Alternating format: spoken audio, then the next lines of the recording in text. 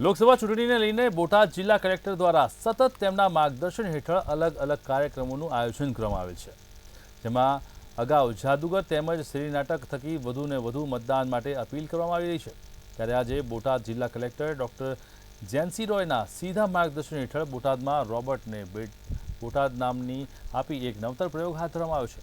જેમાં રોબોટ દ્વારા હાથમાં ડિસ્પ્લે સાથે લોકોને મતદાન અને ઓડિયો સાથે માહિતી આપે તેવું કરવામાં આવ્યું છે। આ નવતર પ્રયાસ બોટાદમાં કલેક્ટર કચેરી ખાતેથી શરૂ કરવામાં આવશે અને તેમજ આગામી દિવસોમાં અન્ય જાહેર કચેરી ખાતે પણ કાર્યક્રમ યોજવામાં આવશે।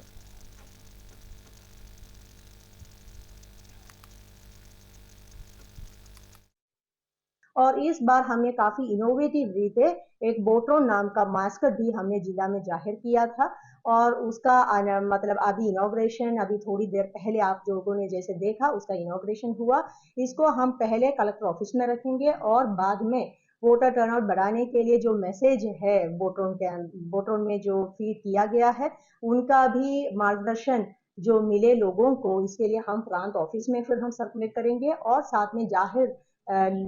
जगह पर जहां लोग मोटी संख्या में उपस्थित होने का संभावना है वहां पर भी हम रखेंगे।